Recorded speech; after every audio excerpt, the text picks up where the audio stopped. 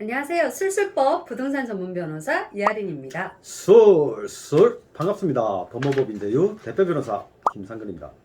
이배님, 최근에 제가 상담한 그 상담 내중에서 아파트 매매 계약을 하면서 생애 최초 대출이 안 될 경우 계약금 전부를 반환하기로 한다는 특약을 했는데 매수인이 자신이 생각한 대출 금액만큼 안 되니까 매매 계약을 해지하겠다. 계약금을 반환해달라라고 하는데 계약금을 전부 반환해야 되느냐 하는 상담이 있었습니다. 네, 요즘에 아무래도 주택담보대출이 굉장히 까다롭다 보니까 이런 특약을 많이 넣는 것 같습니다.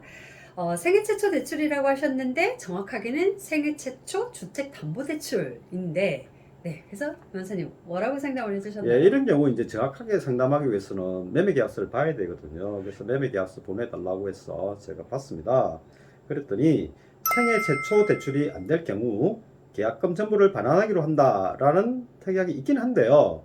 생애 최초 대출을 얼마를 받아서 잔금을 치른다는 말은 없었습니다. 그러면 이 상담 경우 매수인이 생애 최초 주택담보대출을 받을 수는 있었잖아요. 네네. 예, 금액이 차이가 나더라도 대출이 안 되는 건 아니니까 계약금을 반환할 필요는 없다고 제가 말씀드렸고요. 그리고 아마도 매수인이 계약금 반환 소송을 제기할 것으로 보이지만 매도인이 승소할 가능성이 높고 또는 법원이 적당히 조정할 가능성이 있다고 제가 상담했습니다. 이게 만약에 너무 큰 차이가 나면은 계약을 이행하는 게 힘들 수가 있어서 그것도 계약 해지 사유가 되지 않을까 싶기는 한데 사안에서는 그렇게 크게 차이가 나지는 예, 이 않았었죠. 사건에서 네.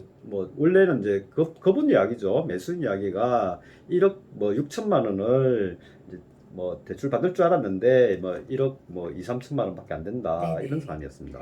네, 그래서 이런 경우에 이제 매도인 입장에서는 계약금을 안 돌려주고 혹시 소송을 가더라도 판결까지 가시는 게 좋겠지만 소송이라는 게 좀 피곤하니까요. 그래서 좋은 선에서 또 협의하시는 것도 방법이시겠죠. 예. 근데 문제는 이 상담의 경우에 이제 매도인도 그 아파트 팔고 다른 아파트를 이제 매매 계약한 상태거든요. 네. 그 매도인도 이제 이렇게 되면 다른 아파트 매매 계약을 이행할 수가 없게 됩니다.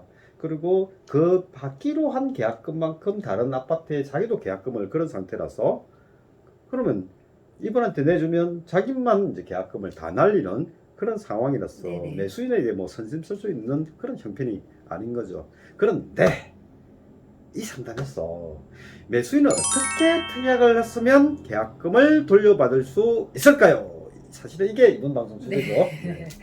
대출이 된다 안 된다로 이제 하지 말고 만약에 예측했었던 대출 금액이 있다면 그 대출 금액을 특정을 해서 5억이다 하면 5억을 이렇게 대출을 받기로 하고 대출이 5억까지 안 나올 경우에는 계약을 해지할 수 있다라고 특정을 했다면 가능하겠죠. 예, 맞습니다.